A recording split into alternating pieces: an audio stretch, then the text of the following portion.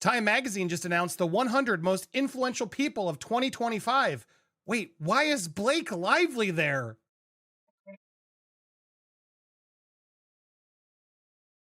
Welcome to Popcorn Planet. I am Andy Signor, and yep, Blake Lively has now been called one of the most influential people of 2025, and not in a way you'd think. No, she's being heralded as we scroll down to her mention, she's being heralded as an titan, a titan, with Serena Williams, Ed Bastian, Lauren Michaels, Simone Biles, Doug McKillen, and Blake Lively. All right, guys, buckle up because today we're diving into one of the wildest, most confusing selections on Time Magazine's 2025 Most Influential People list. Blake Lively, yeah. You heard that right, not for a role, not for directing, not even for producing, but for a donation tied directly to a scandal. It's the kind of head-scratcher that makes you wonder who's pulling the strings behind these lists. The video wastes no time setting the tone. This isn't about hate. It's about calling out performative influence. The gap between Hollywood image building and real-world impact is on full display. We're not just talking about a celeb being recognized. We're dissecting how influence is manufactured. In less than a minute, it's clear. This isn't celebration, it's examination. And it's about to get deep. Yeah, you know, one of the big titans of 2025. She really did so much to earn that title this year. So why did she get this title? Well, let's look at it, shall we? I don't know the Blake Lively of the red carpet or the Met Gala. I never watched Gossip Girl. The Blake Lively I know is a philanthropist and a student of our country's most intractable problems. Oh my God, sorry. She and her husband, Ryan Reynolds, reached out in 2019 to make a contribution to the NAACP Legal Defense Fund. I'd been getting a few of these calls as our work fighting against voter suppression and police brutality was receiving national attention. I'm always curious about the kind of research famous people do before they make the cold call to offer their support. The ones I've remained in close relationship with are those who, like Blake, really did their homework. I admired immediately her curiosity and her sincere work to understand the conditions that shape the country. I remember an early conversation in which she expressed frustration that so much of our nation's history was not part of the instruction she had received as a student. Her commitment to filling those gaps and becoming the most fully informed and prepared citizen is what I appreciate most about her. Blake is a serious person. She's a risk taker, and she's committed to moving this country forward for her children and for mine. Oh my gosh. So she's here because she made a contribution of $200,000 to the NAACP Legal Defense Fund, amid criticism for previously having their wedding on a former plantation. Time magazine presents Blake as a wide-eyed, thoughtful student of justice, someone who saw a problem and rolled up her sleeves. But come on, this feels like a rebranding campaign wrapped in buzzwords. They paint her as this tireless learner, closing her gaps in knowledge, but it's all too polished. It's not that people can't grow. It's that the growth here is being commodified into an award. They're turning a basic reaction to criticism into a myth of transformation. The commentary subtly tears into this. If she truly did the work, why does it feel like the press release came first? It's influenced by a narrative, not action. This isn't a case of earned recognition.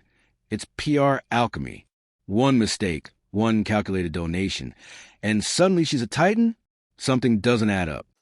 So let me get this straight. She is one of 2025's most influential people because she gave a PR donation because she got backlash due to her wedding that was on a clear plantation.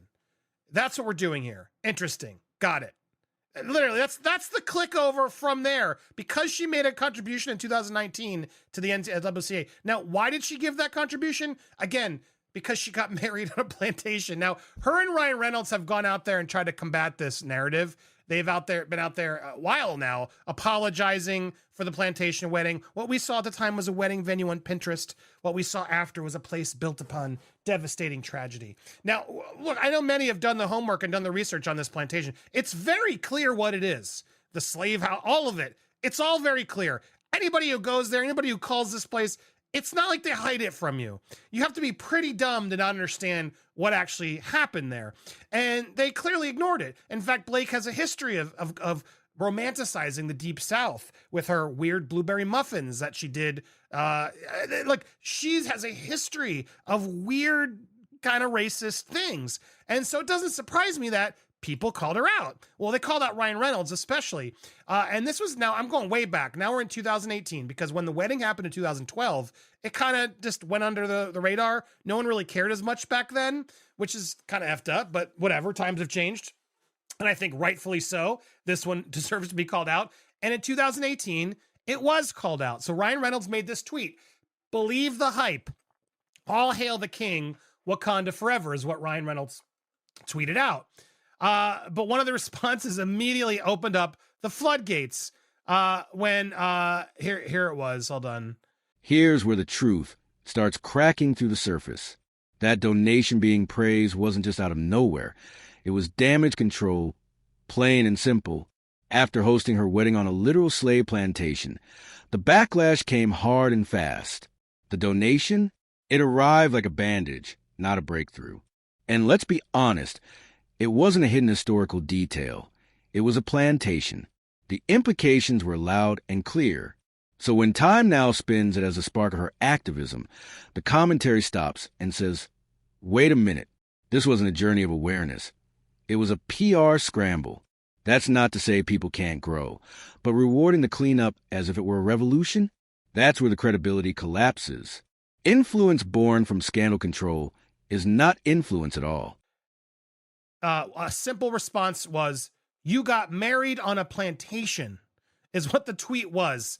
And then it sparked a fury all over Twitter, and then him having to now donate again. Clearly the backlash was getting severe, so he responded. Now, what's very interesting as I did my homework for this specific video, all those tweets that are mentioned in these articles, because there's various tweets in this article it's the Marie Claire. Yeah, here it is. This article from Marie Claire has several, as you'll see here, links to tweets that called him out. We echo this comment, and here's this sentiment. Here were all the responses.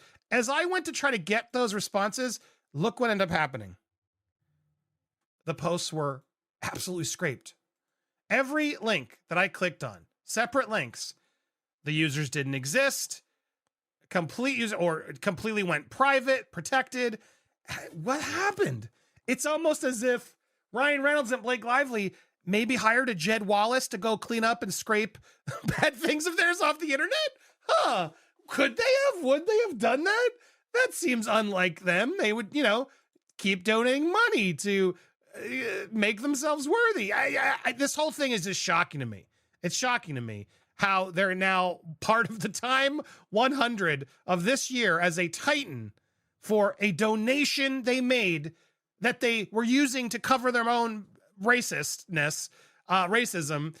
And now they're suddenly 6 years later, a Titan of the Year. And if anything, I'm sure it was Ryan Reynolds who donated the money, not Blake Lively. Let's keep it honest. Now, what's odd is, as in doing the homework, it does seem like Ryan and Blake also donated to it's weird how they're tracking it, because this isn't what the article links to. They link to that weird New York Times thing. And the reality is they did give $2 million to fund social justice initiatives with the NIC. I guess after that donation, they were pressed up to give more to give. And so they both each gave $1 million each. I'm sure it was a tax incentive and a PR opportunity. Let's keep it honest. But that was done also in 2019. What's strange, two things we noticed, and shout out to our sleuths. Chelsea specifically helped find some of this along with Kim. LDF will use the gift from Blake and Ryan for general organizational support. This part is pure PR surgery in real time. One tweet calling out Ryan Reynolds' Wakanda, forever praised for hypocrisy, and suddenly the internet starts scrubbing. Tweets are vanishing, accounts going private. That's not accountability. It's erasure. The commentary expertly calls it, this is digital damage control 101. You don't face your past. You bury it under polished posts and ghosted tweets. And what's most unnerving? The sheer speed and precision with which it happens. Most people can't delete a bad take without screenshots flying around. But here, the cleanup is silent and sweeping. This isn't just about two actors. It's a mirror reflecting how power shapes memory. When you can afford to rewrite your history, you're not just influencing culture, you're rigging the narrative. Actually mean? Well, it's interesting too. The former president of this charity gets paid. Look at that, almost 800,000 a year. That's the former president. While there's a new president raking in almost $500,000. Now, this is a common thing with charities. They get paid a lot of money, and that's always a big debate of is that good? This charity does rate pretty well otherwise, but this is the one area where they don't, which is giving general organizational support, which to me is like paying the founders, like, hey, we got you. We're not racist, right? We're not right? We got you, right? Oh, yeah, we'll give you another $1 million. If I'm being honest, that's what this looks like. And just the irony, because again, this was back, I did the Google, so this was 254 weeks ago, so 2020. They continue to constantly remind everybody, this was during Black Lives Matter, George Floyd, as they're putting this thing out there. We're committed to raising our kids so they never grow up feeding this insane pattern, and so they'll do their best to never inflict pain on another being, consciously or unconsciously. I guess unless you're a Baldoni, then it doesn't matter. Then inflict as much pain you want. There's no having conversations to work out the problem then. Now, we hit the numbers, and surprise, surprise, they tell a different story. What started as a $200,000 donation eventually ballooned into $2 million. Sound impressive, right? Until you look closer.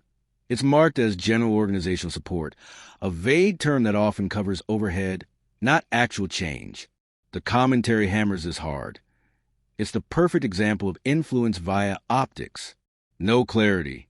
No breakdown of where the money goes. Just a big number dropped at the right time. And here's the kicker.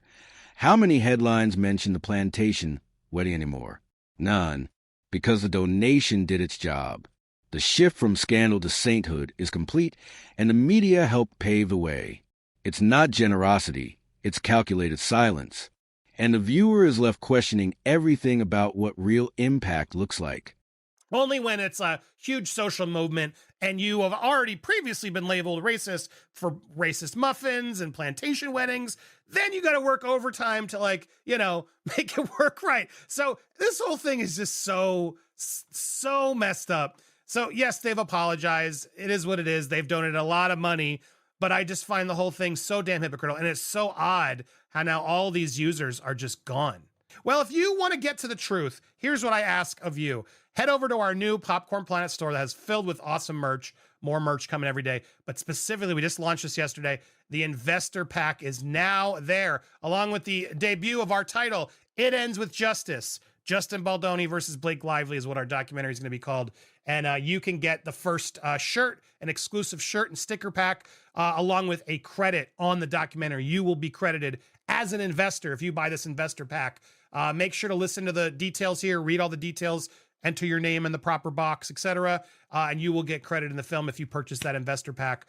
Please support what we're doing, support the documentary. Appreciate you guys so much. We got so much more coming your way. And yeah, I think I'm going to go review Another Simple Favor over on Movie World. I'm going to watch that trailer. So click on the links. I'll put it pinned comment when it's up.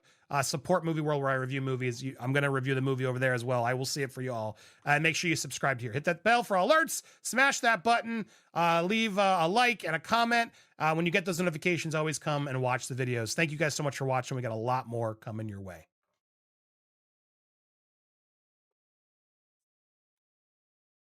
We close with a hard truth. Timing is everything. Blake and Ryan's apology didn't come when it mattered. It came when the pressure hit its peak.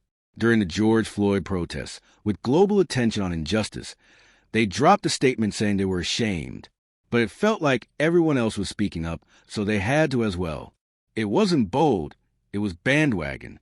And yet now, years later, this performative apology and the donation that followed are being turned into a badge of honor. The commentary lands a final blow. This wasn't change. It was a cleanup job with a spotlight. It raises a chilling question.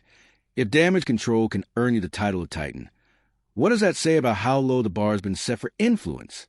This is an elevation. It's reputation laundering with a gold seal.